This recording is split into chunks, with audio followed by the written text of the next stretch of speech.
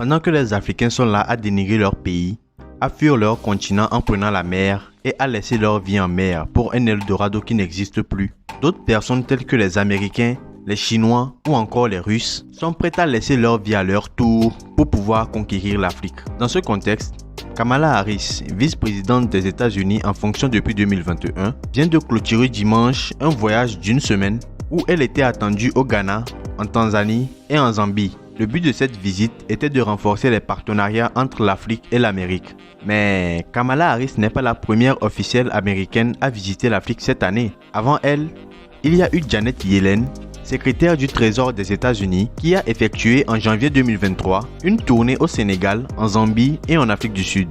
Après elle, Anthony Blinken, qui est le chef de la diplomatie américaine, après avoir effectué en août 2022 un séjour en Afrique du Sud, en RDC et au Rwanda, a effectué une nouvelle visite en Éthiopie et au Niger en mars 2023.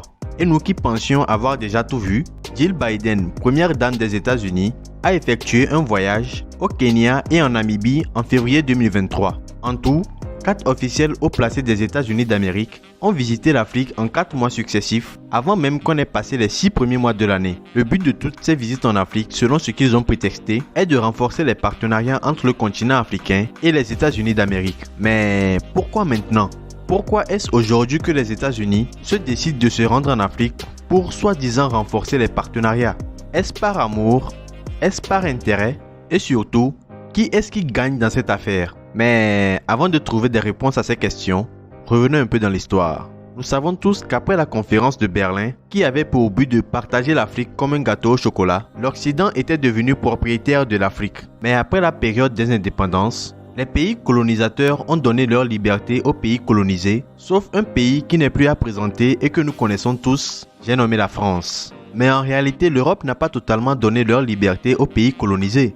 Ils ont juste trouvé un moyen plus performant de pouvoir piller leurs anciennes colonies en instaurant la dette, le FMI, les prêts aux pays pauvres et tout le reste. Mais c'était sans compter sur le fait que la Chine et la Russie s'intéresseraient à leur tour à l'Afrique et que les Africains, avec le sentiment panafricaniste de plus en plus populaire, que je qualifierais aussi d'anti-occidental, pouvaient chasser tous les acteurs occidentaux qui entraient dans l'équation du pillage de l'Afrique. Partout où l'Occident perd du terrain, la Russie et la Chine à leur tour gagnent du terrain. Et la Chine, en bon néocolonisateur ou en bon commerçant, a fait tellement de bien à l'Afrique qu'il a aujourd'hui la même mise sur plusieurs pays d'Afrique. Et de notre côté, le sentiment pro-russe est en train de gagner du terrain en Afrique, alors que l'Occident et les États-Unis sont en train de perdre du terrain. Et vu que tout le monde s'est rendu compte que la première puissance économique au monde sera celle qui aura conquis toute l'Afrique, il était urgent pour les USA qui sont en train de perdre du terrain de mener des campagnes de communication en mettant en avant un pseudo-partenariat gagnant-gagnant comme ils le font depuis toujours.